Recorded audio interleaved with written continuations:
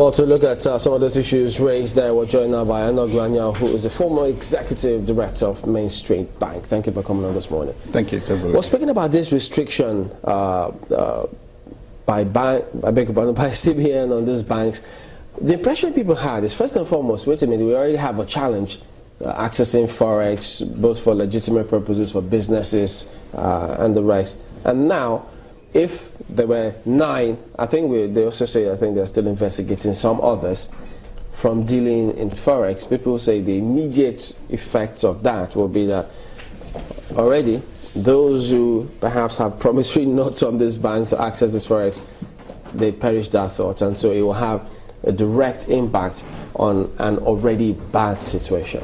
Is that the way you see it happening? Yeah, I agree that banning the 9 banks, which is now reduced to 8, was an overkill, in the sense that the economy was already challenged, the banks are challenged, consumers are challenged, bank customers are challenged. The exchange rate was going, at least at the parallel market, was going very high. And then CBN came up with a policy to say deposit money banks are allowed to sell proceeds of international money transfers to BDCs. The banks were just about starting to do that. And when that came in 2 weeks ago, the parallel market rate, which was almost 400 naira, moderated to about 390. As soon as these 9 banks were announced to have been banned from the FX market, the parallel market rate automatically went back to about 397, 400 as of yesterday. And that is basically because of panic. Because customers are looking at, we're already having challenges accessing FX for our transactions. If, for example, I have my account in only one of these banks, you know, the concept of putting all your eggs in one strong basket. So I have all my business transactions in FX with one of these banks that have been banned. What comes to my mind is, oh my God, what is going to happen to my business? What is going to happen to my foreign currency commitments? What is going to happen to letters of credit I have established? That's on the one hand. Especially unconfirmed letters of credit that you need to get the money letter from the interbank to be able to confirm. Let me then bring this other perspective. What does CBN then do, having been faced with that situation? If they say, well, yes, we know we're trying to improve our lot already, but if banks breach the rules, what do they do? Okay. In my local parlance, they have this saying that you should pray that a man who does not have money does not spill your palm oil. Because if he does that, are you going to kill him? I do not think that these banks deliberately breached the TSA rule.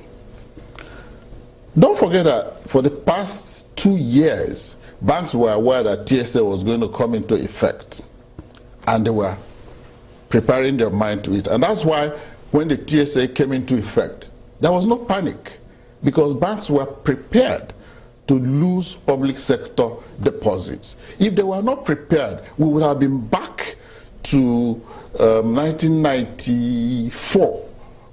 No, not 1994.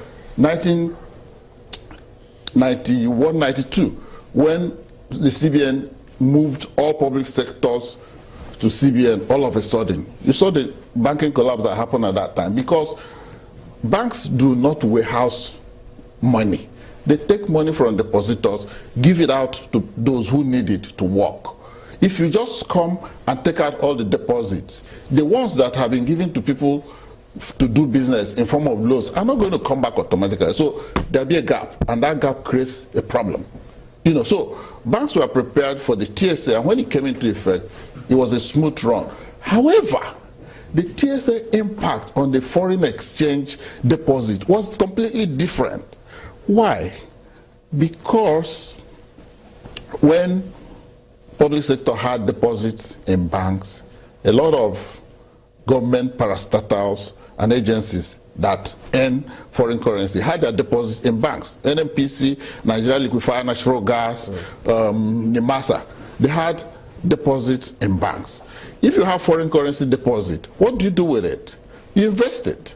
So banks made loans to people who required FX, people who were building ships in China, Nigerian shippers who were building ships in China. You make them FX loans. People who were bringing in rigs for downstream oil business, you gave them FX loans. When the government sold the Discos and Gencos, those transactions were done in FX. Even the sale of MTEL, I think it was also done in FX. So what happens is banks have FX deposits from customers and from public sector, and have deployed it to make FX loans. You now say, okay, bring back the FX. And this FX is hanging. I'll come back to the Discos and Gencos. The FX is hanging in the hands of the borrowers. So there's a gap. And that's why I also agree with First Bank. You know, First Bank says they didn't deliberately hide the TSA. I'm sure that CBN was aware that, see, this is a problem the banks were having. So why would they? So otherwise they would have sanctioned them, because those money, they didn't take it today. I'm sure they must have been talking. You know, so the issue is, for the FX is a challenge, because those who have borrowed in FX cannot pay back immediately. The oil downstream companies are having problems, because with the fall in oil prices, the operations in the downstream is low. You know, I gave you an example one day of 2 rigs that were hanging in at the marina. That's FX sitting there. So if you say, give me back my FX, and the bank FX is sitting in the marina, where is he going to get the FX, you know, to give you back? So that's why some of those banks have not been able to return the FX. It's not that they are deliberately trying to undermine the system. And I'm sure, like I said, that CBN is aware. So if you have a situation, let's say you ask your little girl, I say, don't run around here, this floor is wet. And the little girl starts running around on the wet floor, and she falls down and hurts herself. What do? You're not going to start shouting at her and say, I've warned you not to start running around, the floor is wet. No. You first of all grab her and say, sweetheart, take it easy. Because that's what the situation requires. So I expect CBN to adopt the same approach.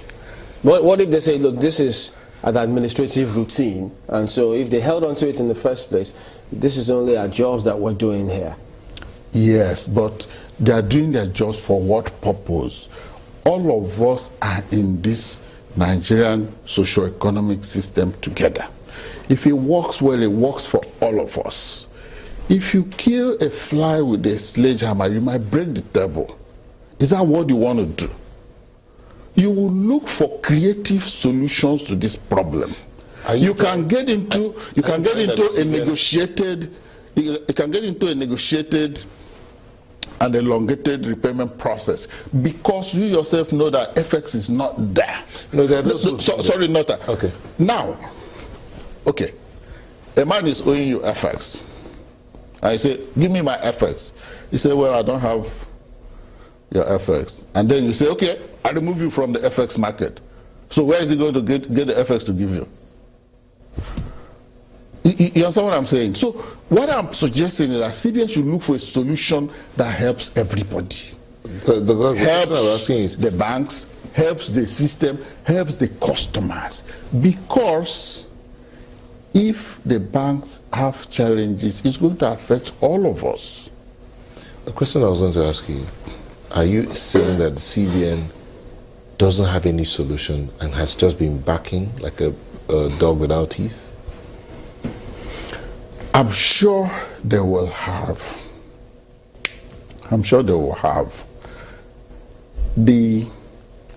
what I beg CBN to do is to understand that bankers, citizens, consumers, all of us have a stake in the success of the Nigerian economy. There is nobody that has more interest or more to gain in the success of the economy than the other. So CBN should treat even banks and bank executives as people who are working to contribute to the betterment of Nigeria. Right. If you have that attitude, then you will not have a punishment mindset. Even in criminal justice, sometimes it's correctional.